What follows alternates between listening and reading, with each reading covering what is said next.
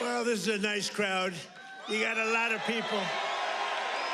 You've got a lot of people standing outside tonight. It's freezing. They got here yesterday like at 2 o'clock in the morning or something. Well, I'm worried about them. Would anybody like to give up your place? Let some people come in from the cold. You go out to the cold. I don't think so. I just want to say hello, Pennsylvania, and I'm thrilled to be back in this incredible Commonwealth with so many proud, hardworking American patriots. That's what you are. So am I. I'm a proud hard worker. I'm a proud patriot, but you're a proud patriot. Thank you very much, everybody. It's a great reception. You know, we're on to expose what happened recently when we took over. You know, it's 10 months, and already we have the largest investment ever made in the history of, not our country, of any country anywhere in the world. Think of that. But let me begin by wishing each and every one of you a very Merry Christmas, Happy New Year, all of that stuff. Remember when I started? In 2015, I made my first speech, and I said, we're going to bring back Christmas. Remember, the radical left wanted to get rid of the word Christmas. I said, I don't think that's going to work out. And we did it, and now everybody's saying Merry Christmas again. But just over 1 year ago today, with your help, we saved America. That's what happened. We saved it. In the most important election victory possibly in the history of our country was going down. We were a country that was being scoffed at, laughed at all over the world. We won all 7. Thank you, Charlie. She said, and you saved us. Who are you? Stand up, please. Who said that?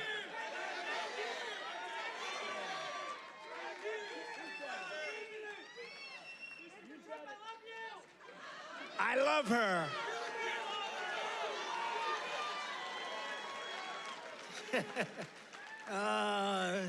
Only in Pennsylvania can this happen. I know this state. By the way, last election, did we kick ass in Pennsylvania? We won. That means we won 3 times in a row, as you know. But we won all 7 swing states. We won the Electoral College, 312 to 226.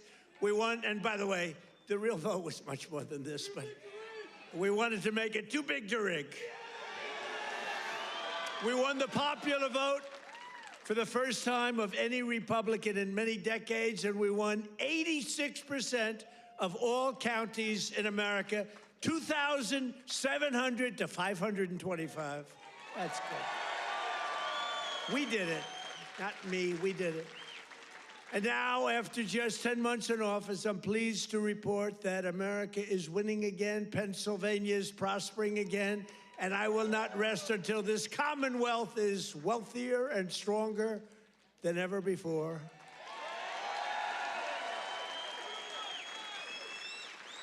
Remember when Biden got up and called you a state? That was not good.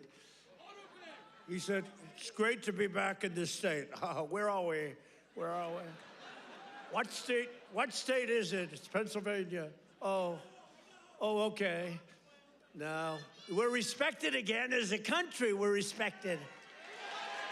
Since my inauguration, we've created nearly 60,000 new Pennsylvania jobs, including 4,000 Pennsylvania manufacturing jobs that the Democrats gave up on. You're doing better than you've ever done. Under our leadership, more than 40,000 Pennsylvanians have been lifted off of food stamps. 40,000. And working with a great guy, remember David McCormick? He used to go to every rally I had, he knew what was happening. And he's here again, as usual. I can't get rid of this guy. Where is he? He got a little lucky, though. You know, in Butler, a place called Butler, Pennsylvania. I love Butler, Pennsylvania, but it was amazing. And we had a tremendous crowd, like 55, 60,000 people. Then I called David. I said, David, come on up. He was working like hell to get elected. It was a tough race. and very few people could have done what he did. But I said, right at the beginning of the speech, I said, David, come on up, come on up. I want to, this was before the thing happened. And then I looked up and said, you know what, David, just stay there. I'll get you later. You're so lucky, David. You're so lucky, you don't know. I could have had a little differently shaped ear if it weren't for you. You know, you got very lucky that day. People don't talk about that, but I remember I called him up and I said, just stay there. Because he was walking a little bit slowly. I didn't want to take the time. Oh, boy, that was a good day for you. What a job he did. He's really a great guy, and his wife, Dina, is fantastic. Thank you. Stand up, David. He's a lucky man. Working with Senator David McCormick, we've secured commitments for nearly $100 billion of investments in Pennsylvania. We were up here a few months ago. Some of the greatest energy companies in the world made that. We were doing it on a beautiful day, a little warmer than it is outside today, David. But over $100 billion, and we've saved a great American company. You know, we saved, this little group of people and me, saved a little company called U.S. Steel, and it's hot as a pistol now. And we have the keys to the company. It's always going to be here. It's never moving. They said, what happens if it moves to Japan? I said, you can't move a steel mill to Japan. You can move a headquarters, but the steel mill stays here. That's all that matters. And I will tell you, the company is spending billions and billions of dollars, and there was no second by comparison. Other companies were interested, and they really are. They call me all the time, tell me they're really excited about it. And, you know, they're building a lot of additional plants. It's turning out to be beyond what anyone thought possible, but we had to save U.S. Steel. U.S. Steel was one of the greatest companies, which really, for a long period of time, years ago, the greatest company anywhere in the world. U.S. Steel, you see it with the big factories that were, I mean, 2 years ago. Now it's starting to fill up. The tariffs have filled it up because people are coming here. Other steel companies are coming to Pennsylvania now because of they don't want to spend 100%, 50%, 25% on tariffs. Are all coming in. It's amazing. You know, the word, remember when I said tariff? My favorite word is tariff. True, but then I got a lot of heat from the fake news. Look at all of them back there. I took a lot of heat. I got up early on. I said my favorite, it's turning out, you know, tariffs are bringing us hundreds of billions of dollars. I just helped our farmers out because they're starting to do really well. But in order to try and negotiate, some countries played a little cute, and we just gave them, right out of a tariff money, cost us nothing, right out of the hundreds of billions that we've taken in, we gave the farmers a little help, $12 billion, and they are so happy. And all they want is a level playing field, and now it's happening. And the tariffs are making them rich. It's going to be, you're going to see what happens over the next 2 years. It's like a miracle is taking place. But we've taken in hundreds of billions of dollars, really trillions. Scott, we have the great Scott Bessent. Scott, stand up. And if you add to that all of the companies that are pouring their money to building plants in Pennsylvania and many other states, auto plants, AI plants, plants of every type, which we would have never had if we didn't put the tariffs on. Did you see where Europe now is saying, I think we got to start doing what Trump is doing. We've got to start putting on tariffs because we're getting our asses kicked, and it's true. But Scott, if you really think about it, it's trillions of dollars, not billions of dollars, right? So it's amazing. It's the smart people understand it. Other people are starting to learn. But the smart people really understand it. 1 year ago, under Sleepy Joe Biden, have you heard of him?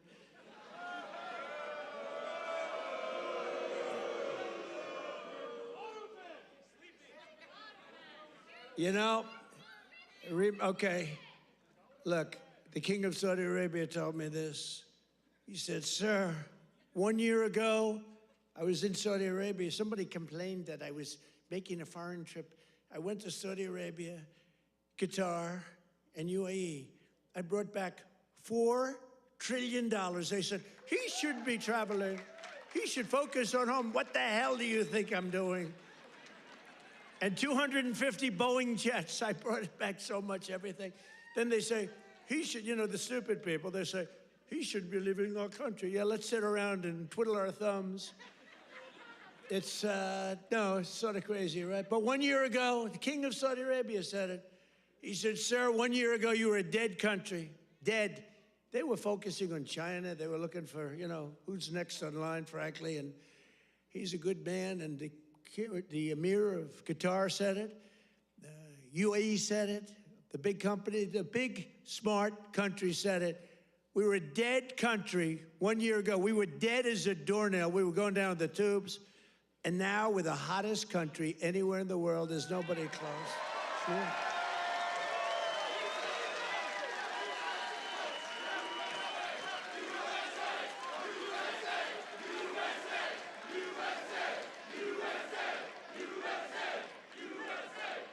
And it's because of the election on November 5th, because that's when it started. You see what's happening with recruitment in the military. The enrollment is the highest we've ever had. And you know, right before November 5th, we couldn't get anybody in the military. We couldn't get police. We couldn't get firemen. We couldn't get anybody. And after November 5th, that's when it started. Right now, we have the highest enrollment we've ever had, the greatest recruitment days we've ever had in the military. It's amazing.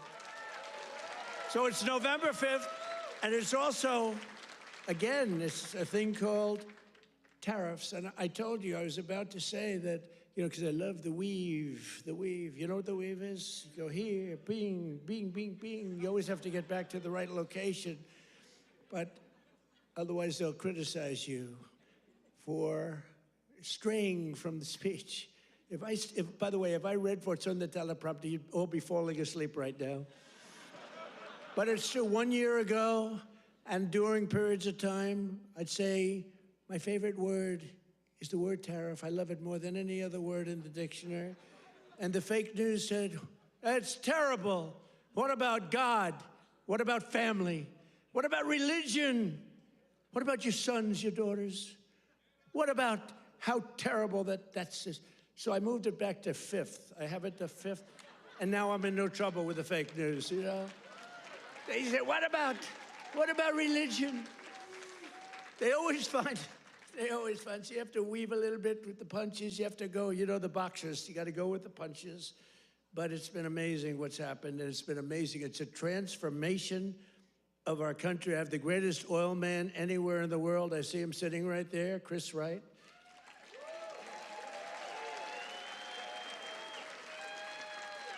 I was going to put him in, Doug Burgum. He's great. He's interior. And I said, Doug, I want you to go to energy. You're really fantastic at energy. Came from North Dakota. Big fracking place, state. He done really a great job. He was a great governor, I would say, right? Really great. And a great person. He's doing a fantastic job. I said, I want you to head up energy. Sir, I'd be good, but I'll tell you, there's one man out there. In the whole world, there's one man out there who would be better than me. Who is it? A man named Chris Wright. Who the hell is Chris Wright? Give me a break. I never heard of the guy. Well, you never heard. He's the biggest there is. He's the smartest there is. The greatest oil man in the world. Chris Wright. I said, I got to see this guy. And after about 2 minutes, I understood exactly what Doug was saying. So I said, okay, Doug, you'll go to Interior. You work with, because interestingly, Interior owns all the land that has the oil. And he has all the expertise that drills the oil. And I said, you know, we'll do a friendly merger here. This is pretty good. And that's what we did. And we're right now drilling more oil than we've ever done ever before. Prices are way down. We just had 4 states. It was just reported that 4 states had $1.99 a gallon. Right? We're so amazing. So I want to introduce Chris Wright. Stand up, Chris.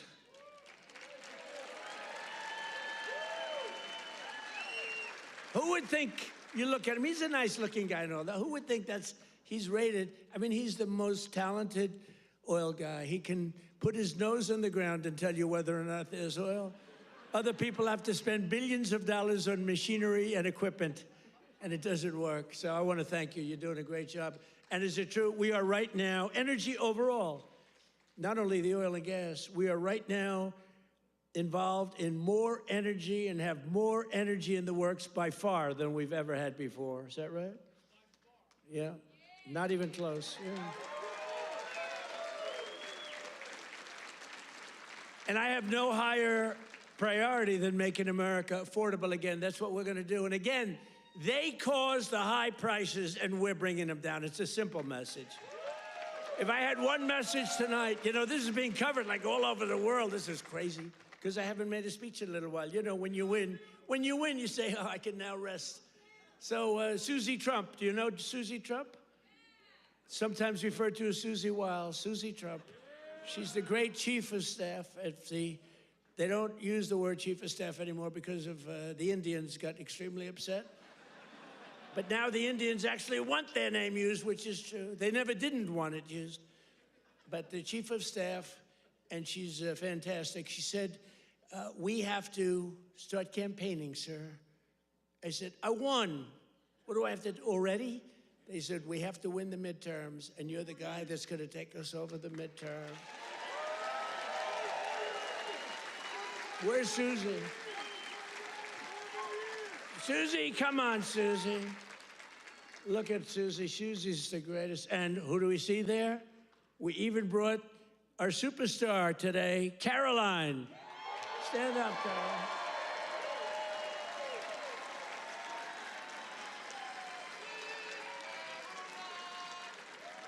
Isn't she great? Is Caroline great? You know, when she goes on television, Fox, like, I mean, they dominate. They dominate when she gets up there with that beautiful face and those lips that don't stop, up, like a little machine gun.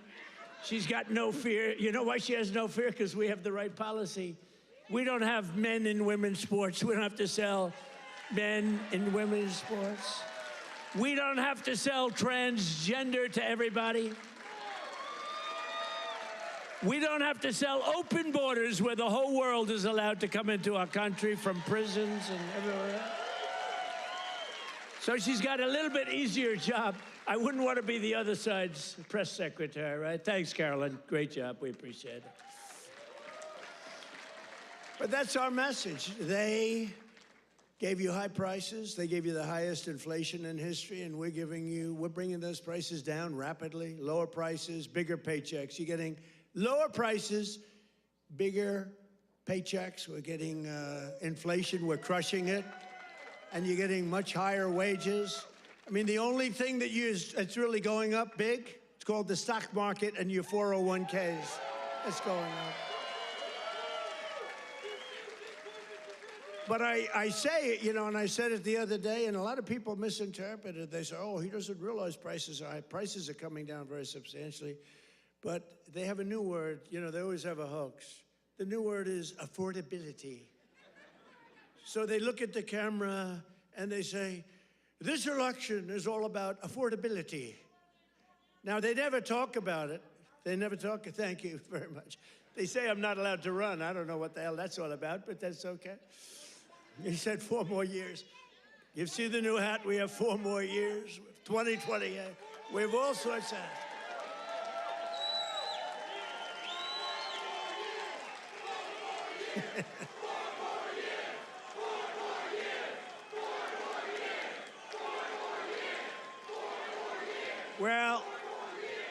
Well, you know what? We have 3 years and 2 months to go. And you know what that is in Trump time? 3 years and 2 months is called eternity. We have a long time. We have a long time. But under Biden, real wages plummeted by $3,000 a year. Under Trump, the typical factory worker has already seen their wages increase by more than $1,300, and that's in just a few months. And for construction workers, it's $1,800 up versus $3,500 down, and I think their number is wrong. It's much lower than that. For miners, do we love miners? I love miners. I don't know how they do it, going 10,000 feet under the ground, and they wouldn't trade jobs with me. if I gave them a beautiful, magnificent penthouse in the middle of Manhattan, where I used to live, if I gave them the most beautiful penthouse, they wouldn't take it. They'd rather go 10,000 feet underground and dig. That's what they want. For miners, their wages went up $3,300, and we're bringing back coal. But my administration cannot talk about anything else except when they say the word coal, they have to precede the word by 2 words: clean, beautiful. So we only call coal clean, beautiful coal. Is that right, fellas? Because coal needs a little public relations help. It's a very powerful fuel. It's used by China. You know, China makes all our windmills, but they don't have any wind farms. It's a little interesting, isn't it? Wind is the worst. That's a scam. They ruin your valleys, they ruin your peaks, the most expensive energy. The only ones that get rich are the developers who make a fortune. You have to change your windmills. And most of them are made in China, but China has very few wind farms. You know why? Because they're smart. You know what they do have? A lot of coal. They love coal. So that's okay. But we have clean, beautiful coal, and we brought it back into vogue. We have nuclear, we have oil and gas, we have sort of everything. We don't approve windmills. We don't approve it, I'm sorry. We don't like things that kill all our birds. And that every time you put one up, only the guy that owns it makes a lot of money. Those guys, what a joke, and they are ugly, you're right, sir. But Democrats talking about affordability is like Bonnie and Clyde preaching about public safety. And they are really truly the enemy of the working class when they do it, because we're gonna have a great energy policy. You know, our oil prices are coming down very substantially, energy prices. And honestly, with that, everything comes down, because there's nothing nearly in the category of oil. You wouldn't even know what second is. There are seconds and thirds, but it's so far down the list we don't even talk about them.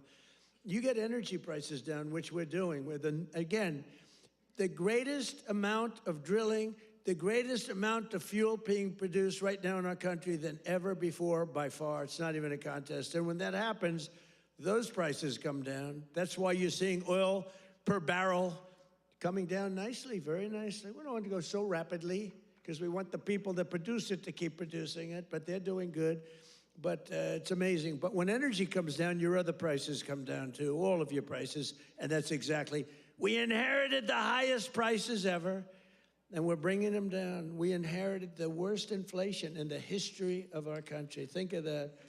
And we're bringing them down rapidly. Their entire agenda is about robbing working people to fund their far-left cronies and give lavish benefits to foreign migrants and illegal aliens. You can't do it. Look, we all have a heart. We don't like what's happening.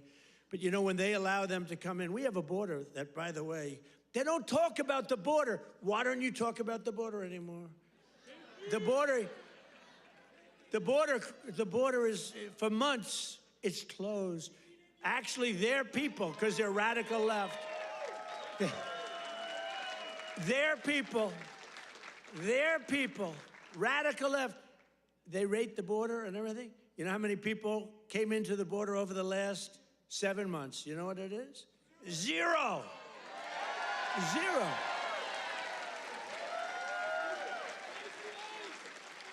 Except for the ones that came in legally, right?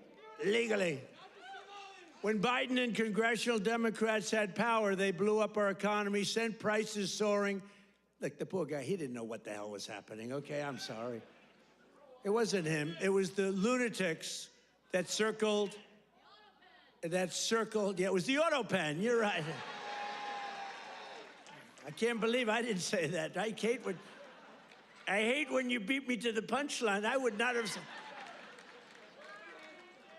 Well, I'll tell you, I'll give the fake news a little breaking news. So I believe, and I may be correct, but we're checking this. We have a bad head of the Fed. We're going to be making a change. Fortunately, this guy's out. But we have 4 members appointed by Sleepy Joe Biden. Which is better, Sleepy Joe or Crooked Joe?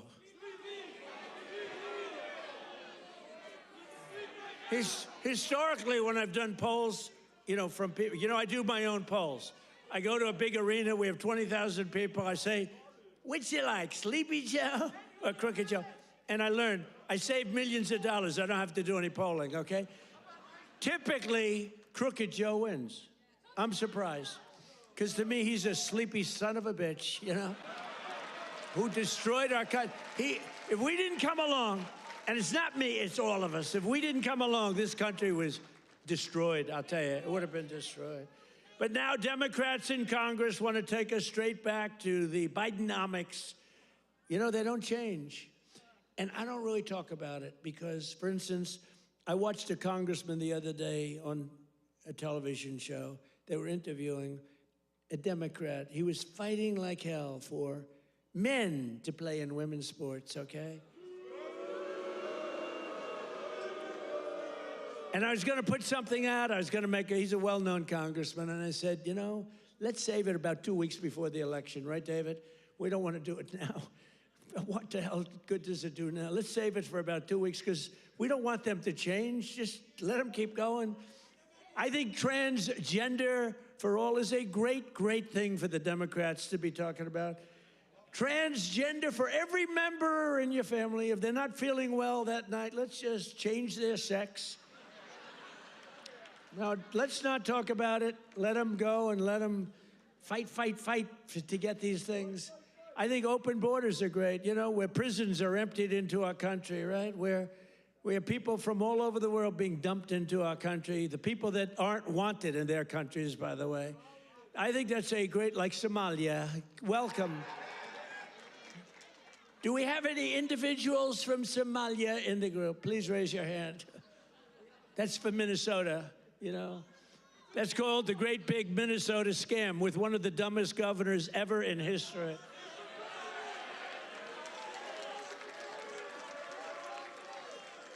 I love this Ilan Omar, whatever the hell her name is, with the little shing, the little turban. I love her. She comes in, does nothing but bitch. She's always complaining. She comes from a country where, I mean, it's considered about the worst country in the world, right? They have no military, they have no nothing, they have no parliament. They don't know what the hell the word parliament means. They have nothing, they have no police. They police themselves, they kill each other all the time. I love it. She comes to our country, and she's always complaining about, the Constitution allows me to do this.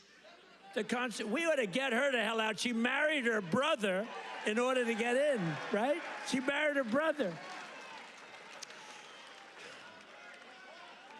Can you imagine if Donald Trump married his sister? Beautiful.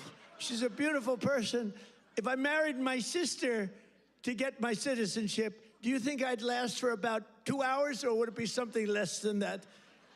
She married her brother to get in. Therefore, she's here illegally. She should get the hell out. Throw her the hell out. She does nothing but complain.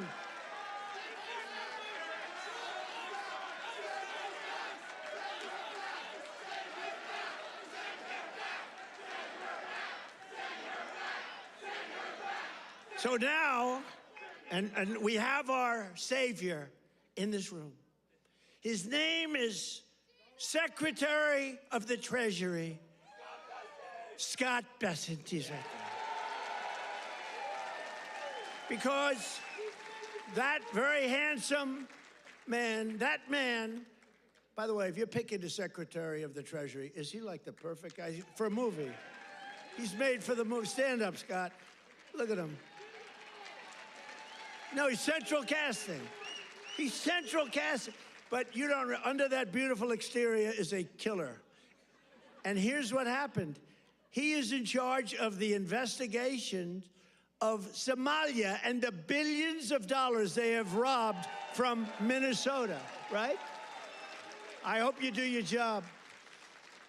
I hope you're not one of these Republicans where something comes up and they don't do what they should do because they're nicer people. You know, they're much nicer people than the Democrats, but Scott's actually not a nice person at all. So, Scott, you're in charge of that investigation? Okay, I'm not interfering at all. I'm just saying, please do a good job, honest and fair, right? Honest and fair.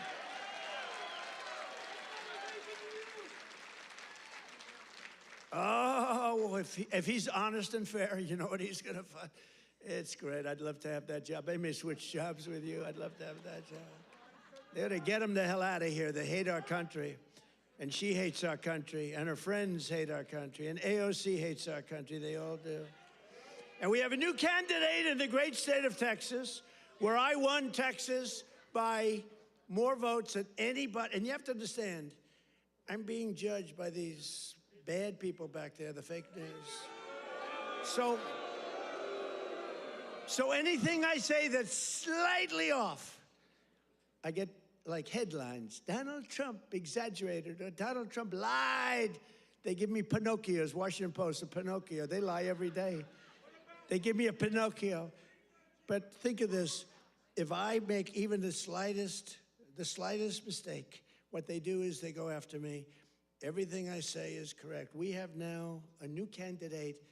I won Texas by the largest vote in the history of Texas 3 times, okay? I love Texas. Just like I love Pennsylvania, the Commonwealth of Pennsylvania.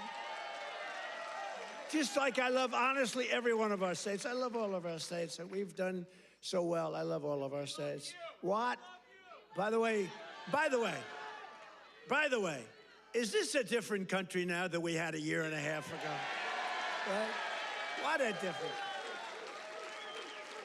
Crime is way down, despite the fact that we have many, bad people entered our country. Many of them are being taken out. Ultimately, they're all being taken out. Washington, D.C., we had a tragic incident, as you know, with the 2 incredible people. What a terrible thing that was just 2 weeks ago, right? Just a terrible National Guard, terrible thing. Sarah and Andrew. Sarah passed away. She's looking at us from heaven, from above, and she was killed almost instantly. They kept her alive. Her parents came from West Virginia, another great state. Her parents are incredible. They couldn't believe it. She was 20 years old, perfect.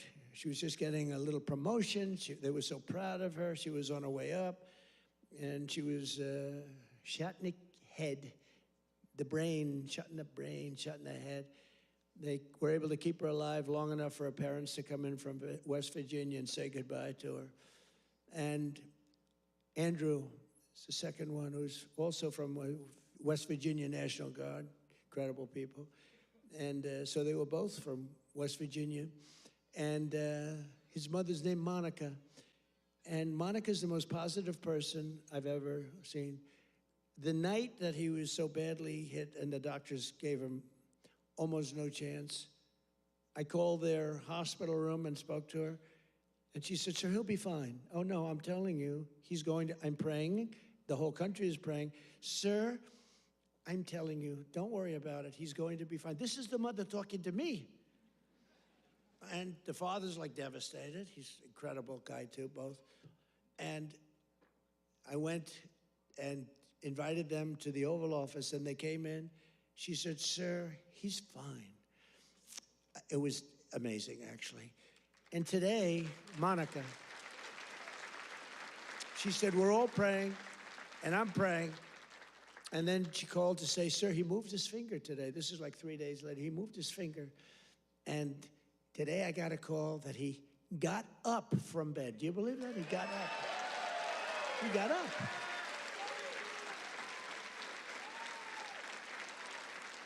Now, he didn't speak. He's not ready for that yet. He got hit in the head. But he got up, and boy, they're so happy. It's amazing. And the care that they've given him at the hospital, and the generals that have been there, the military that's been there, it's amazing. General Seward and others that, she said that the level of love that your military has given to my boy, and by the way, Sarah's parents said the same thing. The love and the affection and the care that they're given, they can't even believe what's happened. But Andrew stood up today, and people even can't believe it. So the mother was amazing, and let's hope it continues. Look, it doesn't get much worse than what he did. Let's hope it continues. But that's an act of terrorism. This is a guy came from Washington, state of Washington, came across the country. and he wanted to kill people with the uniform. A whack job. Isn't it crazy? Think of it. He was also very badly injured. And they're fighting to save his life so that we can give him the death penalty. How crazy is that, right? They're fighting to save his life so that we can give him the death penalty. That's the way it really should work, right? The doctors have to do their job, and then the lawyers have to do their job. But it's an amazing country. Actually, Andrew's father said that. He said, they're fighting for him. I hope they save him, sir, because I hope he has to understand what he did, how bad it is. And he's going to, I think he will be saved, actually. It looks like they will save him. He wasn't as badly hurt as Sarah or Andrew, but isn't it an amazing thing? They're working so hard to save his life, and we're going to put him up for the death penalty. Amazing, huh? Only in America. That's only in America. You know, in one way, there's something beautiful about it. In another way, it's a little crazy, right? In my first term, we built the greatest economy in the history of the world. You know that. We had the greatest economy in history, even with the COVID. COVID came, and it really hurt the world. It was a gift from China, but China got hurt very badly, too. We're getting along with China. They're buying a lot of our soybeans. Keep buying those soybeans there. You know, you heard all about magnets and rare earth. They were great. I met with President Xi. Scott was with me, and we had a whole group. Marco was there, and Chris was there. We were all there, and we made incredible deals with China. We're getting along. Getting along is a good thing. You know, getting along is a good thing, not a bad thing. It's a smart thing, and they're buying literally trillions of dollars worth of our products and all of that. And we had a very good meeting. Remember, the whole world was going to shut down over rare earth. That was 2 months ago, and that worked out very well. It all works out well. If you have a smart president, it works out well. If you have a dummy, it doesn't work out. But we had a great economy. We had the greatest economy in our country's history, but we had what's called the greatest economy. This is the first term, probably ever, of any country. Now, in addition to that, we rebuilt our military. We got the biggest tax cuts ever. We got the biggest regulation cuts ever. We had the best job numbers. We had a great first term. Or frankly, to be honest with you, I wouldn't be standing here. Because if I had a bad first term, you know, you might say, I like him. He's really good. But we had a lousy first term. You're not going to vote. You voted for me because we had a great, despite all of the Russia bullshit, despite all of the impeachments, you know, think of it. The impeachments, all of the crap we had to go through with these crooked Democrats. They're crooked as you could be. They're bad people. They're sick people. But despite all of that, we had an amazing first term. Our second term is blowing it away. It's blowing it away. So we're doing it again, but bigger, better, and stronger than ever before. There's more work to do, but today, 22 states, we're setting 22 total. Is that right, Chris? That just came out, that statistic. We're down lower than we've been in 7 years in gasoline prices and oil prices, not just the 3 states that I talk about with $1.99 a gallon. How would you like to have $1.99? You know, that's the equivalent of a very major tax cut. You know, when you get the energy prices down, it's really the equivalent, maybe even in many cases better than a big tax cut, which we gave you. We gave you the biggest tax cut ever in the first term. We then gave you, with the great big beautiful deal, which is phenomenal, we gave you something that's even better than we did. We gave you an extension of the biggest tax cuts and the biggest tax cuts ever, even bigger than the first term. And that's one of the reasons that your 401ks are through the roof. It's one of the reasons that the stock market is at the highest point. So rent prices are down, dairy prices are coming down very strongly. The cost of Thanksgiving turkeys was down by 33% compared to the Biden era. Biden era, you know what you did during the Biden era for Thanksgiving? You said, oh my God, this is terrible. It was a rotten Thanksgiving. And Walmart, I thank them. You know, they came out with a big, like sort of a numbers thing, a chart. and they had it 25% less. So that's pretty good. A Thanksgiving meal with all of the trimmings is 25% less under Trump than it was a year ago under Biden. That's a good start. We're bringing it down, and we're coming down more. We're coming down a lot more. Takes a little time to come down. They were ruining it. They're going to destroy our country. The cost of a Christmas ham, what? Don't forget who? Eggs. I'm getting to eggs. But you're right. Remember with eggs where I had my first news conference. 2 days went by and I had a news conference, right? Unlike Biden, 2 years go by, he still didn't have it. Remember? He'd walk off the stage. He's finished with his, sir, you're finished with your speech. Now what? You finished what? And then he'd walk into a wall. What he did, and it wasn't him, it was some really smart, radical left lunatics. What they did to our country, we can never forget. We can never forget. But you remember the first eggs? We remember the first 3 days. I just got there. Sure, what's these people? 2 of them are there, right there. Look at all those cameras you got. You got a lot of television going. 2 of them were there. And I'm talking about, yes, I look forward to getting involved and doing great things. What about eggs? Eggs are down. As they go, eggs. They said, the price of eggs is quadrupled. I said, oh, I didn't know that. Tell me about it. It's gone up like 4 or 5 times. Remember eggs right at the beginning? He's right when he says eggs. It went up like 4 times. It was like crazy. And they said, sir, don't buy. They came into the Oval Office. Sir, you know, we have an Easter egg hunt. It's like a thing for 150 years at the White House. Beautiful. They said, sir, we're going to buy plastic eggs this year. Plastic eggs. We don't have, enough eggs to go around for that. I said, you're going to buy regular eggs, and by the time Easter comes, we're going to have so many eggs, you're not going to know what to do. You're not buying plastic. And we didn't. And Brooke Rollins, our Secretary of Agriculture, did an incredible job. And eggs dropped like a rock. And we ended up buying a lot of eggs for a lot of... But the price of eggs is down now 80% since March. Think of that. And we have 2 price charts. Do you remember the last time I pointed to a chart? My all-time... I don't care what these charts say. My all-time favorite chart was the chart I had in Butler. I said, let's look at the chart. Bing, bing. I don't care how good that chart looks. It's shit by comparison to the one in Butler. It's nothing. I like the Butler chart. Remember, that was on how great employment was and all this, but I like it for other reasons. Look at that chart. It's good, but now as I talk about the Butler chart, I don't even want to look at it. It doesn't mean anything. But look, Biden price increases and Trump price increases. Look at Biden. Up 37, 24%, 22, 21, 30.7, 30.7 again, 10.4%, 49%. Trump, the price is down 5.1, 4.2, 0.5. Down 4%, 2 points, 2.9. Look at that, our prices are coming down. Their prices, it's a hoax.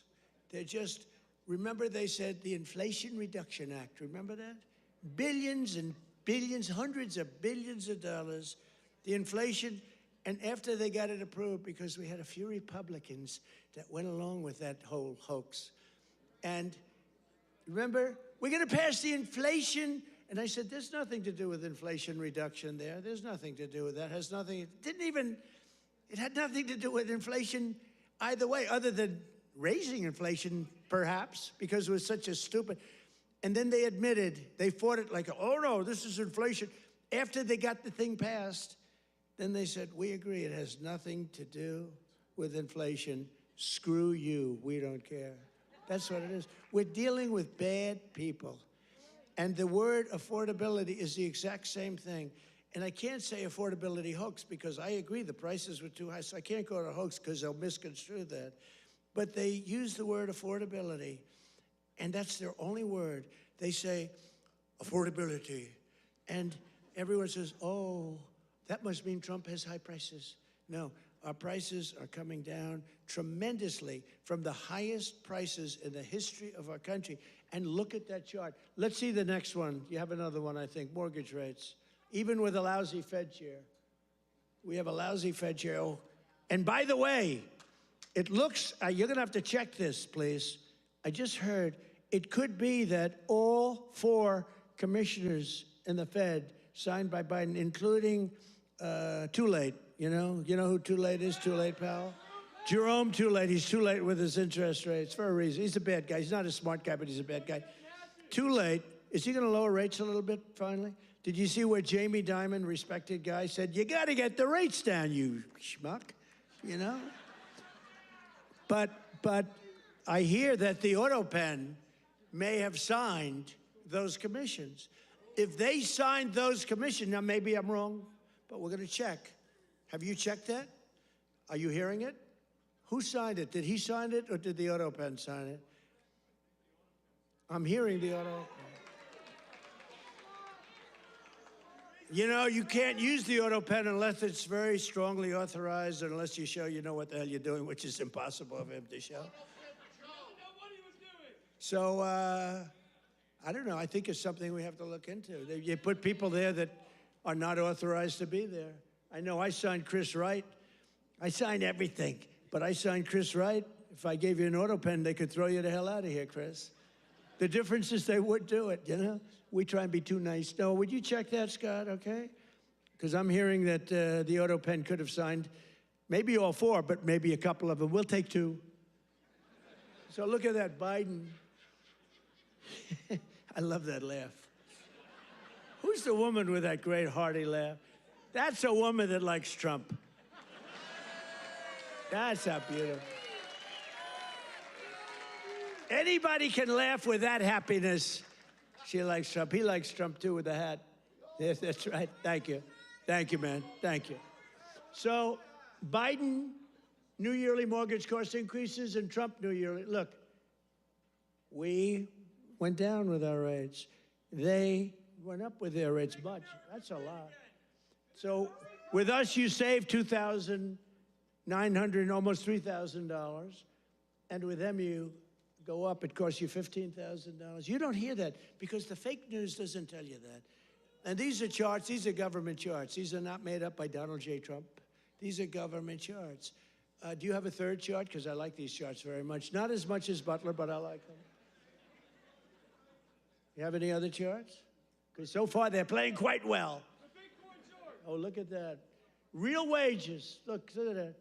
Losses and Trump real wages gains for the typical worker. Wow. I mean, that's incredible, right? So look at the amount of loss. 18.5, 106. What the hell is that all about? Is that even possible?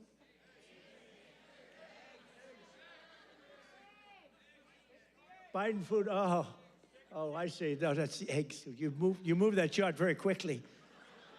I said, what's going on with that chart? They did, that was Houdini did that. Because I was saying, boy, I really like the numbers having to do with real wages, but, you know, they played very well. But this plays very well, too. So, yeah, Biden food price increases, Trump, look at that. Look at that. So ours are decreases, all decreases, and they're moving down good. But look at AIDS, 106%, and we got them down 15%. Look at those numbers. But you don't hear that from the fake news. You don't hear that. What do you think of that, David? I think we're going to have to do something. You know, we should impeach him, but he's gone. I guess we can't, right? By the way, if it were up to them, numbers like that, they would have impeached. Those numbers are terrible, and those are government numbers. So thank you very much, everybody. It's good. We have a couple of other charts we're going to show you, too, that are just terrible. We're also working to bring down the cost of health care. Obamacare is a scam. Under Obamacare, trillions of dollars were given directly to health insurance companies. Their stocks are up 1,700% in a very short period of time. Would you say that's good?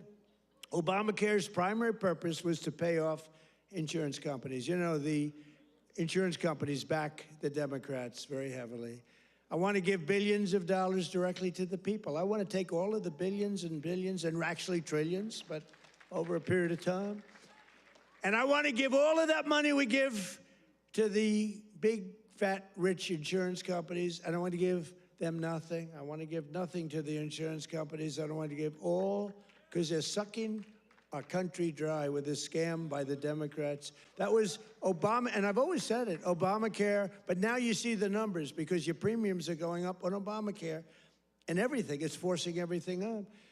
But we want the money go directly to the people. We want you to go out and buy your own health insurance, and you'll get much better health insurance at a much lower cost. Everybody knows this is the best way to go, but the Democrats, they're bought and owned by the insurance companies. So let's see how many of them have the guts to vote for this. You know, we're putting in bills where all of that money, hundreds of billions of dollars, goes to the people to go out and buy your own health care. And everybody's different. Some are young people, some are older people. It's a much different, really, set of criteria. In 4 years under Biden, Democrats secured less than $1 trillion in new investments in our country. Think of that, though. And we've done, in 10 months, we've set the all-time country record by many times. I'm going to get the exact numbers many times. 18, what are we over 18, right around 18 trillion? We could hit $20 trillion in the first year with 10 months, 18 trillion, versus less than 1 trillion. And I'll tell you what, it was going to go down if it wasn't going to be like even anything. It would have been negative because companies were pouring out of our country. The stock market has set 51, this is in less than 10 months, the stock market has set 51 all-time record highs. There's never been anything like that. Bum, bum, bum, bum, bum, bum. It's set, think of that, it's set 51 all-time record highs in less than 10 months. That was as of about 3 weeks ago. Before I entered office, 100% of all new net jobs were going to migrant workers. Think of that. 100% of new jobs were going to migrant. These are government numbers, by the way. These are not Trump numbers. These are government numbers. Because they say, well, did Trump come up with these numbers? No, I didn't come up. I'm just... Migrant workers and illegal aliens got 100%. But since I took office, 100% of all net job creation has gone to American citizens. How about that? Now, how about that? Even I will give myself a hand. Now, think of it. 100% went to American citizens before 100% went to people that came into the country illegally. Again, many of them from prisons, many of them gang members, drug members, Tren de Aragua. More Americans are working today than at any time in the history of our country. That's why when they ask about the economy, you know, you have fake polls. How's Trump doing? You hear these numbers. How's Trump doing on the economy? I was interviewed by a very hostile group today. I said, why am I doing these people? They're hostile. But they were relatively fair because they can't beat you. I don't mind. I can be interviewed by anybody. Were you concerned if you're doing badly, you don't want to be interviewed by bad people. But they can't do anything to you because the numbers speak. It was Politico. I did an interview today. It was a good interview because they have no ammunition. The one person said to me, it's unbelievable. Our economy is unbelievable. There's never been anything. But the Democrats go out, prices are too high. Yeah, they're too high because they caused them to be too high. But now they're coming down. One of the most important ways we're defeating inflation is by unleashing American energy, including oil, gas, and clean, beautiful coal right here in the Commonwealth of Pennsylvania. Did you know I went to school in the Commonwealth of Pennsylvania, right? The great Wharton School of Finance. I love the Wharton School. Became a little liberal, but these are minor details. But the Wharton School, one of the greatest schools in the world. I went here and I loved it. I loved the school, and I love Philadelphia. Philadelphia's gotten a little rougher. But we're going to take it. And you have a great football coach, and you have a great running back, Saquon.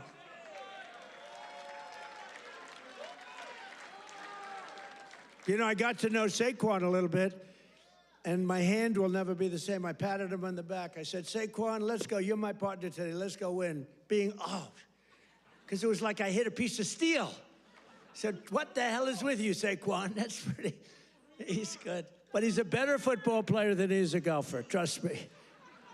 He's so strong. He's those muscles. He's just, but his football is great. His golf will be very good. Very good. But we won. We won our match. And you do have a great coach. I was with you, Coach. I got a little streak going here, but that'll change. But he's a great coach. Well, you won the whole deal, right? I got to know him last year when he came to the White House, and I said, this guy's he's a real leader. The players loved him. And you had some players that are just, really just fantastic guys. But you have a good football team. It's really good to watch. But for 4 long years, Biden and the Democrats tried to endlessly kill Pennsylvania energy jobs. They worked so hard to kill the jobs. They wanted wind all over the place, Let's go buy those windmills for millions of dollars each from China. Every time it goes around, you lose $15. Did you know that? That's on average. You're supposed to make money with energy. You're not supposed to lose money with energy. And everybody that's doing wind is in virtual bankruptcy right now. If you look at UK, I told the prime, he's a nice man, Starmer, Prime Minister. I said, you have a great energy source in the North Sea. Use it, or you're not going to be in office very long. Their energy prices, they're putting wind all over Scotland, all over the most beautiful fields in the world, Scotland. All over beautiful. Oh, we have some Scottish people here. Where the hell did you come from? We have Scottish people. But they're putting wind all over Scotland. The people are not thrilled with it. And it's costing them a fortune. They have the most expensive energy. And I said, I'm going to do you a favor. You could be there for a long time. Open up the North Sea oil. One of the greatest oil. And, they like to say, well, it's very well depleted. No. It's good for another 500 years, and they haven't even found most of it yet. And if you look at Norway, they have a section of the North Sea, which in theory isn't as vibrant, and it's a very rich country. They have a tremendous worth because of the North Sea. But UK has to, if they don't go back to oil, I think a lot of bad things are happening to Europe. That their immigration policies are so bad. Is so bad. They're destroying our beautiful Europe. I love Europe. They're destroying Europe, and they better do something. I'll give them just some free advice. I'm focused here, but I give them free advice. They better be careful because immigration and energy are going to destroy Europe. On day one, I ended the war on Pennsylvania energy. I just terminated something that was insane, and we all love Elon. Elon was up here campaigning, right? But I said, Elon, I think electric cars are great, but not everybody wants an electric car. And I ended the insane electric vehicle mandate where everybody was supposed to have an electric car by the year like 2030 or some ridiculous year like that. It's just not going to be that way. I don't think it'll be some like hybrids, some kind of like gasoline powered. I mean, the nice thing about gasoline is we have 2,000 years worth of we have more gasoline, we have more oil and gas than any country anywhere in the world. Is that right? And they want us to go to batteries. Let's go to batteries. We don't have battery content. So let's go to batteries, according to these morons that were in our country. Let's not use oil and gas, which we have more than any country in the world. Let's go to batteries. Well, we have to go to the Congo and get it from China. But I actually stopped the war with Congo and Rwanda, and they said to me, please, please, we would love you to come and take our minerals, which we'll do. But I stopped the Green New Scam. It's a total scam. And, we had, they used to call it global warming. Then they called it 15 other things, and none of them worked. So they came up with climate change, remember? Climate change. Because you can't go wrong with climate change if it goes up. Remember, global warming, and then the temperature started going down like a rock. Remember? We had global warming, and they sent that big, beautiful ship with all scientists on it. and it went into deepest Alaska. It went up through the ice. And the global warming, it was getting so warm, except unfortunately they had a bad few weeks. It got so cold that the ice just crushed the ship. We had to take those poor bastards out by helicopter. The scientists, they said, one guy was petrified of helicopter. He said, I have a choice, go down in the ice with the ship or go in a helicopter. He chose the helicopter. He made it. But we have a very simple policy, right, Chris? Drill, baby, drill. We have a simple policy. And natural gas production is booming. Coal mining is up by 2.4 million tons a month. And we're also reviving Pennsylvania manufacturing. And with our historic tariffs, steel production is roaring back. We're building steel mills all over the country. And U.S. steel is coming back at a level never thought possible before. And I was up.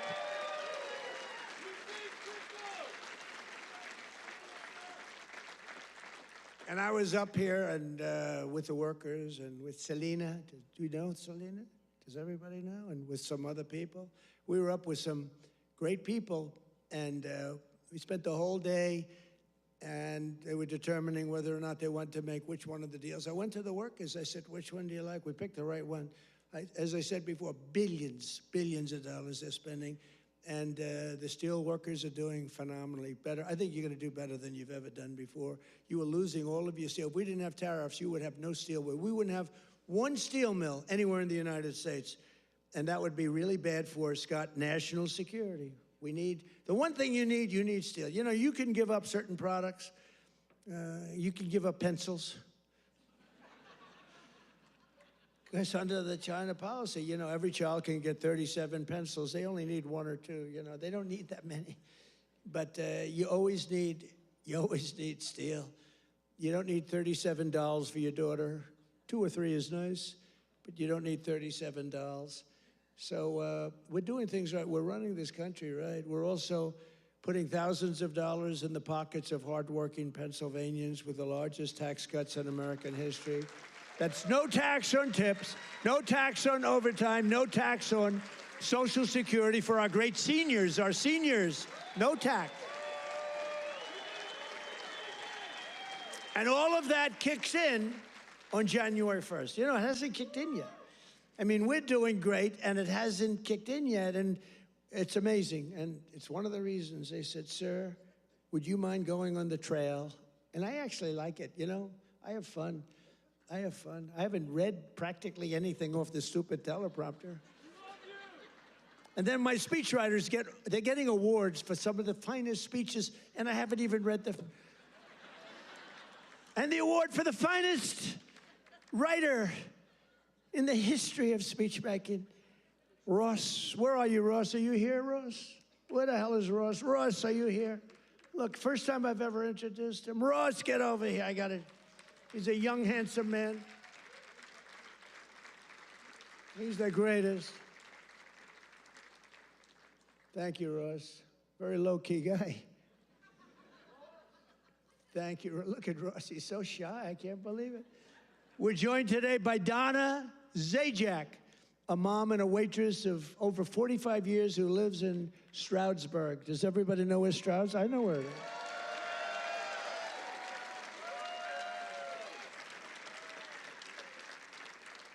Because of no tax on tips, Donna estimates she will keep hundreds of additional dollars every single month, and she'll put all of that money toward her daughter's dream of becoming a veterinarian. That's a good, right? A good thing.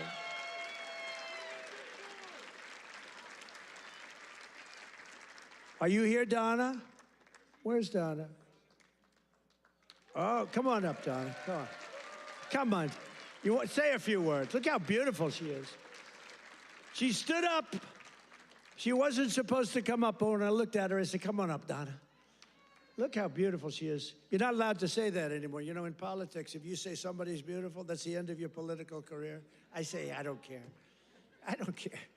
Come on up, Donna.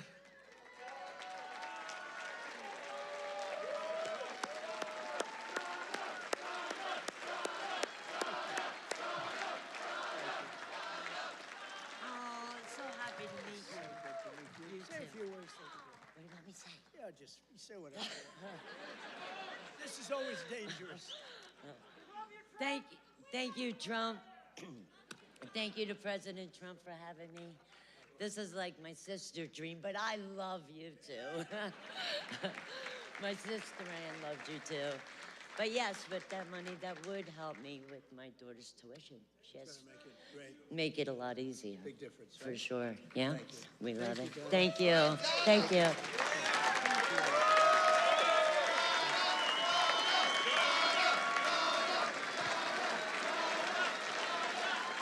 A star is born. That's all I say. A star is born. Is your sister here? Is your sister here, Donna? Are you? Oh, hello. How are you? Good family. Well, thank you. Thanks, Donna. That's beautiful. Also with us is Marine Corps veteran Sean Downey, who now serves as a firefighter and a local first responder. Sean worked over 400 hours of overtime. That's a lot. And thanks to no tax on overtime, he'll take home thousands of dollars extra, which he plans to use to buy your first home. And thank you. Where's Sean? Good, Sean. Good. So you're going to use that money well, right? That was not an easy one to get approved. You know, it all went through Congress. I had to really push hard. I was not nice. I was not nice to get you that money, but you're going to use that money to get a house, right? A first house? Good. Well, you have a great future. Thank you very much. And here as well is Megan Hemhauser from Cresco, Pennsylvania. Megan's husband works 10 to 15 hours of overtime a week operating heavy equipment while she bartends and waits tables at night and homeschools her two children during the day, getting more and more prevalent. Homeschooling getting more and more, it's happening. That's okay, it's good. But thanks to no tax on tips and no tax on overtime, more than a quarter of their income will be tax-free. Megan, do you want to come up? Come on, Megan. Come on up.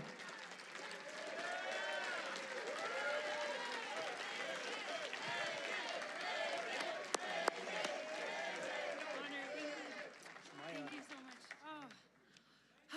Oh my goodness. Thank you. Thank you so much. As President Trump said, I'm a mom, a wife. I homeschool my two brilliant children. And the no tax on tips is incredible. No tax on overtime is incredible for my husband. And it all comes back to our family. It saves us, and it's for the future of our children. And it's been such a blessing to be home with them and to have them here with me tonight. And thank you for everything, President. Thank you. Thank you. Good to see that. I want to show that. You know what's great? So she had these notes, right? Not notes, it's a speech. She never even looked at it. She was great. It's much better when you don't have to read it. Ladies and gentlemen, thank you. So I just thought, great job. That's a great job. Thank you. Thank you so much. Thank you. Thank you. Thank you. That's great. Never looked at the notes.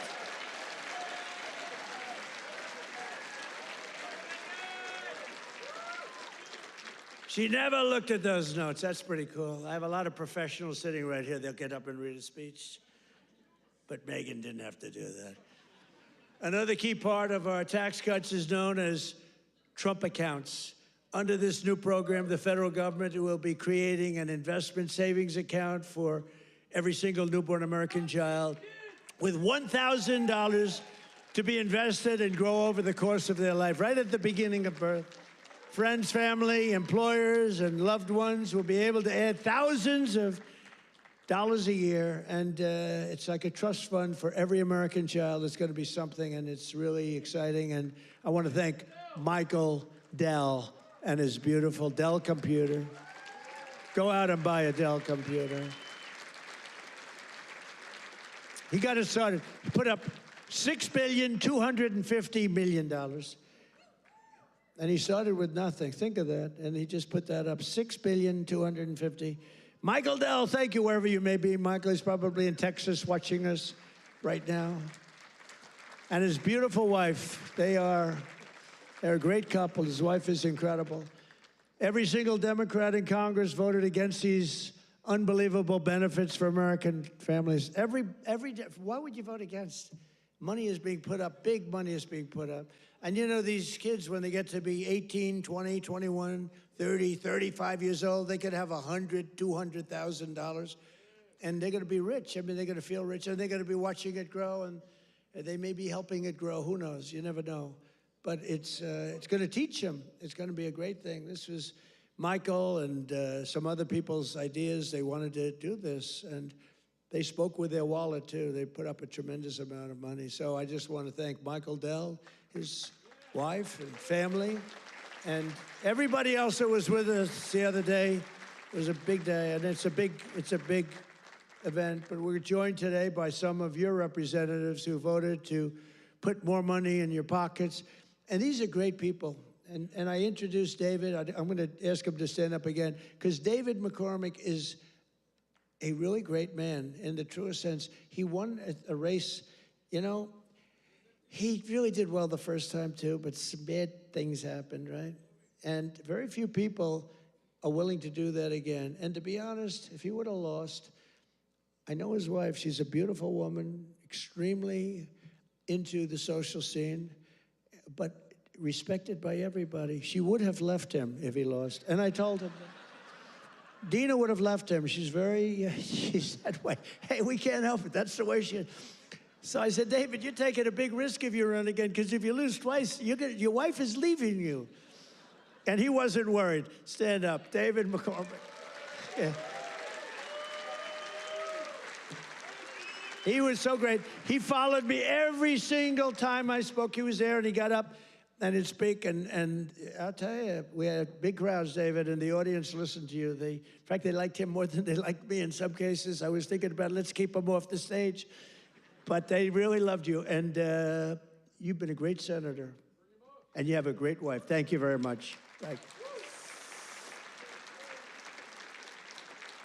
And a congressman who's been a warrior, and a couple of guys that have just been unbelievable. But Rob Bresnahan, would you stand up, Rob? What a job you're doing, huh? Young, handsome, central casting. Great job. Thank you very much, Rob. Great job. And another one. These are warriors, these two guys. But the three of them. And then you have the senator, but the three of them. Ryan McKenzie. Ryan, thank you. And it's hard for me to explain how hard they work, but they were working so hard getting that big, beautiful bill. I call it the great, big, beautiful bill passed. You know, that was supposed to be in 17 bills. And I actually said it because I'm not that experienced. I haven't been doing it that long, believe it or not. I haven't been doing this. I had one man, he was a congressman, and we had a big meeting, and he was telling us all how to do something. And I said, I disagree with that.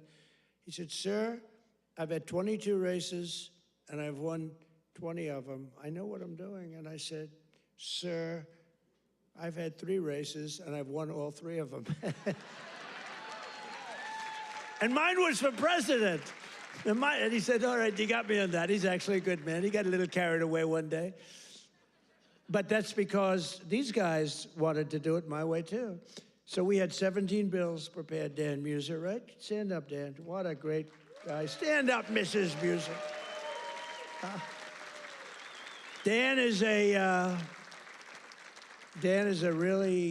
he's a very powerful congressman, but he's a great person, great man. All 3 of these guys, they're warriors, and your senators, very few people that I've ever met that would take that risk. It was a risk. You know, it takes guts to run for public office, right? It takes guts.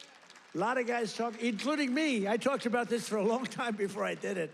It takes courage to run for any public office because, you know, you can be very embarrassed. You could ruin your life. Look at me. I got impeached. I got indicted. I was never going to be impeached, indicted. I get indicted like 87 times with these stupid... See, they should have indicted me once. They would have had a better chance. With all of the I'd used to get up. It was very important. I'd get up and say, here we go again. Ladies and gentlemen, I got indicted again. And nobody believed the whole thing. And then I'd explain it, and it turned out to be a hoax. I mean, it was a total hoax. They're very, very bad, very, very bad people. But Dan Muser has been a great congressman. He was thinking about running for governor. I think you would have won if you ran, but you know, in a selfish way, I like you in Washington even better. So I want to thank you very much. Great job. Thank you. That's even more important. Thank you. Thank you very much. And thanks as well to Secretary of the Treasury, Scott Bessent, and Secretary of Energy, Chris Wright. You guys have been great. Thank you. I introduced them, but I want to introduce, because they have been so good. A major factor that fueled inflation under Biden was the invasion of 25 million people. Think of this, 25 million people came into our country totally unchecked and unvetted, mostly across our southern border. 10 months ago, we inherited the worst border in the history of the world, and now we have the strongest border in the history of our country. We've never had a border this strong. And people don't talk about it. You notice they don't talk about it. When I was running, it was the biggest thing. And before I was running, that's all they talked about, the border, the border, the border. And now I fixed it. Nobody wants to talk about it. Even my people, they say, sir, don't put it in your speech. Why? Because nobody cares about the border. You fix it. No, but you know how bad that is? Because they forget what you did. We had a border that was so bad. Everybody, criminals, everybody pouring into our country. Anybody. You know, the Congo, I just settled that war. The Congo, their entire prison population was set into our country. Venezuela, their entire prison population was dumped into our country. And now we have the tightest border we've ever had. We have one of the strongest borders anywhere in the world. I would say there's one country that has probably a stronger border. You know what that is? You know what that is? North Korea. North Korea, I think, has a stronger border. But other than North Korea has 7 walls of wire, and each of them has 1 million volts of electricity going through it. So if you get over one, you're dead for the next one. If you get over one, you're in very bad shape. If you get over 2, you've set a record. So I don't know, Scott, I think we give North Korea the safest border, don't you agree? You know, but ours is pretty safe. And I want to thank Pete Hegseth and the military for helping us.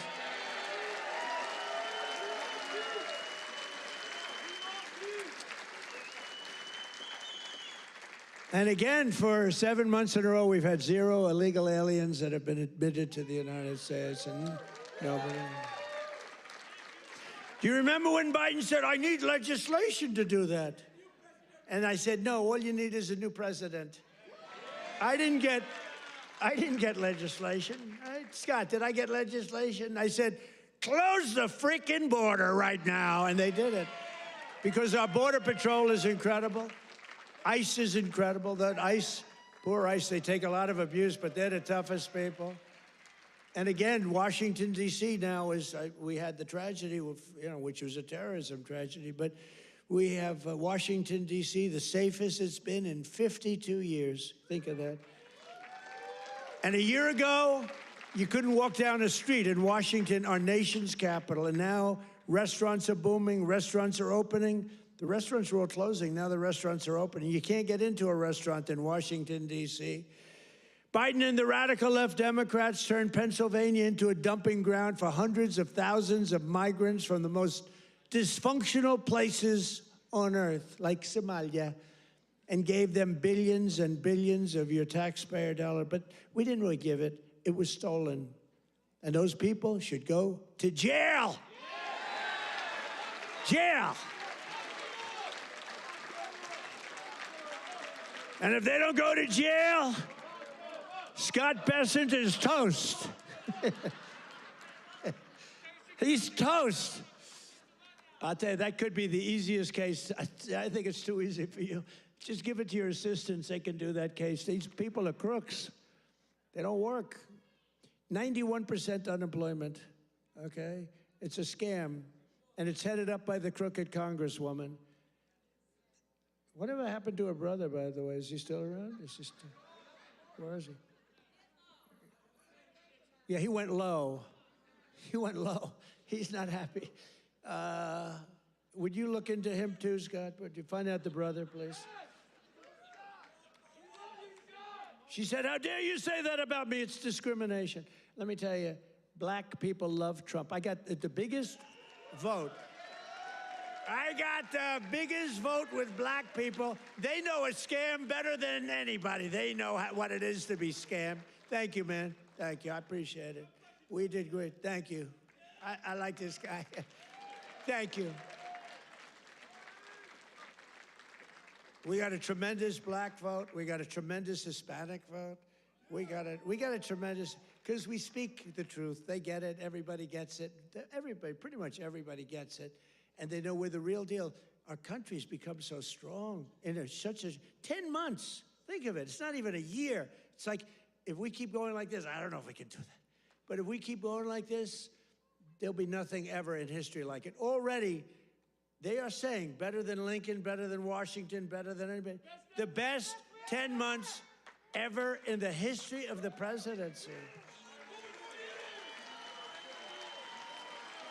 And for the first time in 50 years, we now have reverse migration, which means more jobs, better wages, and higher income for American citizens, not for illegal aliens. And you know what? We all have a heart. We want to take care of people. But these people are getting killed on the walk up.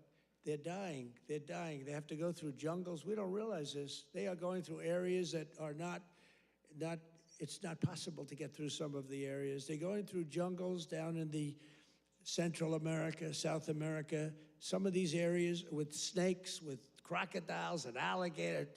They're getting just eaten alive, and they're getting beat up by some of the bad people. Women are being raped. Remember when I started, I said, we're going to stop the raping. And women in those caravans, a name conceived of by me, because it's a caravan, thousands of people, 10, 15, 20,000 people coming up. The women in those caravans are being raped in unprecedented numbers by other people in the caravans. By them not coming, they're not even trying to come now because they know they can't get through. We're doing a tremendous service because they're not being killed and they're not being raped and they're staying back in their country where they've been.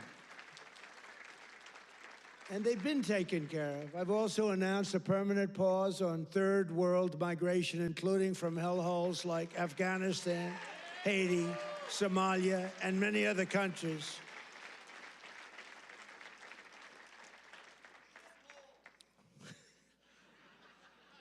I didn't say shithole, you did.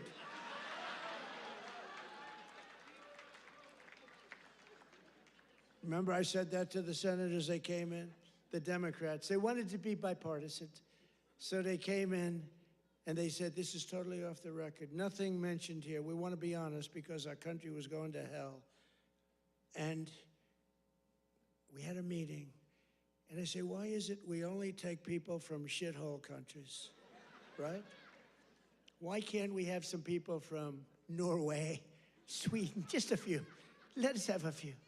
From Denmark. Do you mind sending us a few people? Send us some nice people. Do you mind?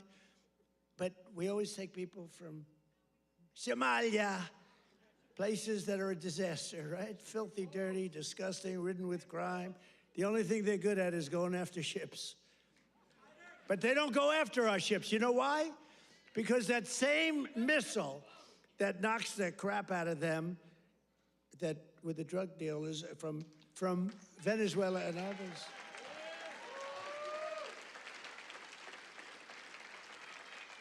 That same missile, think of it, from hundreds of miles away, we have the greatest military, we have the greatest equipment, we make the greatest equipment in the world.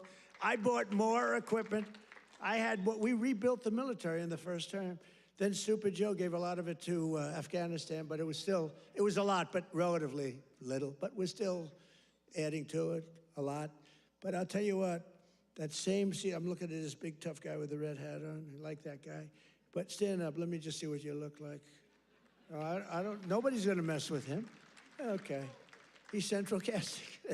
Thank you very much. Very good. I see he's enjoying it. I like people that enjoy things because you got to smile about this whole thing. But that same missile system that hits the center of everyone. Remember, every boat that gets hit, we don't want to do that, but every boat that gets hit, we save 25,000 American lives, every boat. And when you view it that way, you don't mind. But we have that same system aimed at Somalia, and if they go and want to raid our ships, and not our ships, worldwide shipping, you know, they used to go and take the ships. When one or two of them get hit, they say, we'll pass. So we've cut down drugs, 94% coming in from sea. 94, right? 94%, Muser. 94%, Muser. That's pretty good. We're trying to figure out who the hell are the other 6%. They're finding it very hard to get people to navigate those waters. The problem is nobody wants to go fishing anymore either. They don't want to get in boats. They don't want anything to do with boats. I think we've destroyed the boat market. Other than that, it's been very effective. We've cut it down 96%. Think of that. And now we're going to do land, because the land is much easier, and it's even more prevalent. If you don't share our values, contribute to our economy, and assimilate into our society, then we don't want you in our country. We don't want you.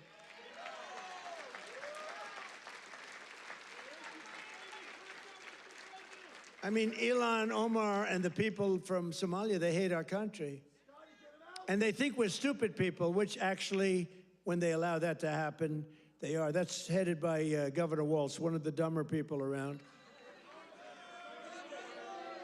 No, but think of it. He's given not like peanuts, billions. These are people that don't work in their own country. Their own country's a failure. They have no money there. And yet they come into our country and steal tens of billions of dollars.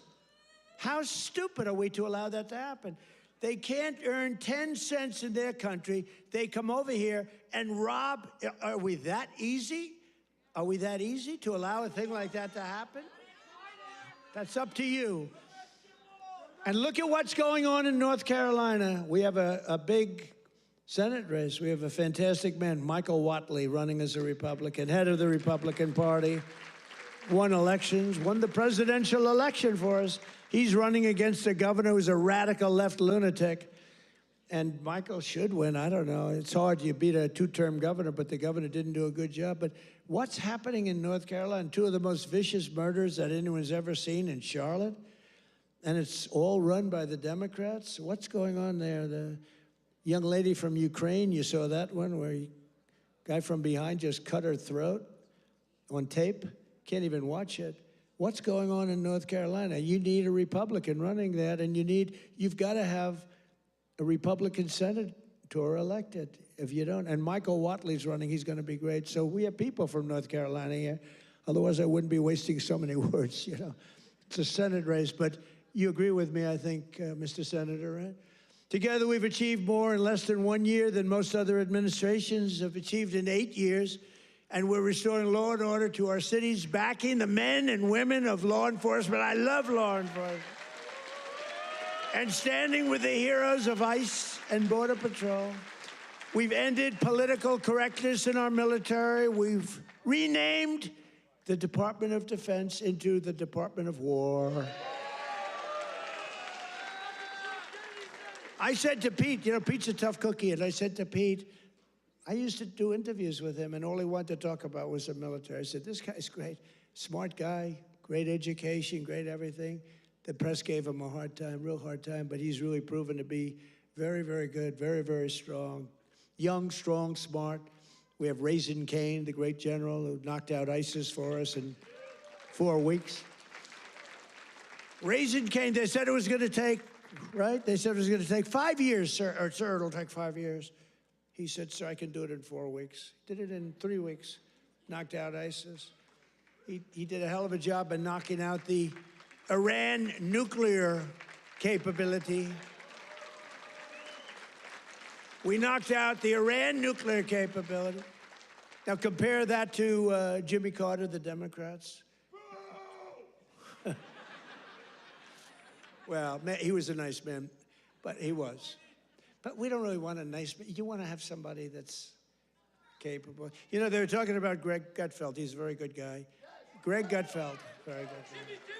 But Greg Gutfeld he didn't like me very early in his, he didn't like me. I don't know, he just didn't like me. And it was all right, but, figured it's okay, I'll live with it. Then all of a sudden he started saying, I don't like this guy, but everything he says, he gets it done. And, then he went on a couple of months later and he started going like, I'm starting to like that guy better. Every damn thing he says, he gets it done. And it's all really good, common sense, tough stuff. I've never seen anything like it. Everything he says, he gets done. And then he started to really like me. And then we did an interview. It was supposed to be a 10-minute interview. It lasted for 2 hours. There was a good chemistry. And he did 5 shows, all 5 shows that week. And he got the highest ratings that anyone's ever gotten in that time slot. And he became legendary. I'm happy for him. But there was something.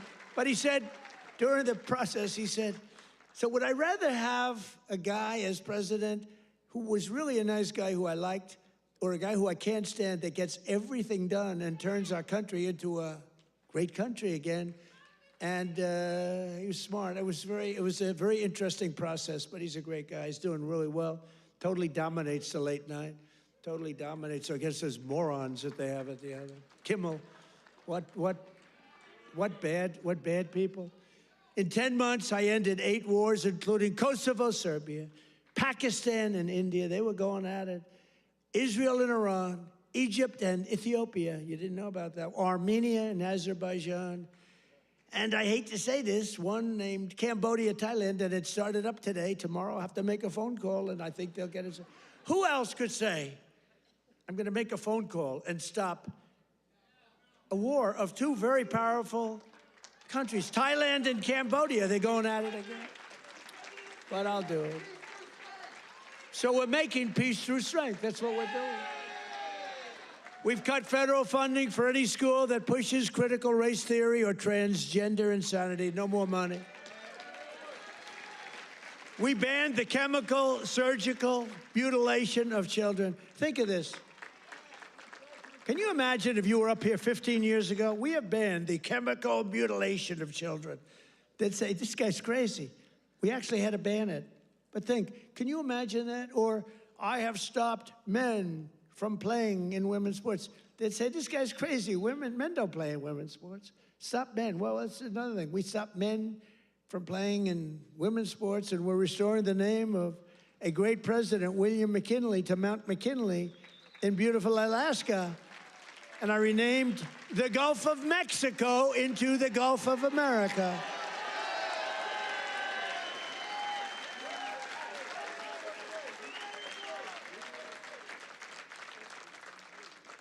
So in conclusion, from the shipyards of Philadelphia to the steel mills of Pittsburgh, these are great places. Maybe some of you don't even realize it, you get used to it a little bit too much sometimes, but these are great places. From the union halls of Scranton to the kitchen tables of millions of Pennsylvania families, we're bringing prosperity and pride surging back to this magnificent Commonwealth. We're bringing it surging back. You're hot. Our country's hot, and you're hot. Together, we're repairing 4 years of disaster by the radical left Democrats in Congress and by the worst president in the history of our country. He is. I mean, it's not a question about that. He's just the worst president in the history of our country. The damage thank you very much. The damage he's done to our country is something we can never forget. After just 10 months, our border is secure, our spirit is restored, inflation is stopped, wages are up, prices are down, our nation is strong, America is respected again, and the United States is back.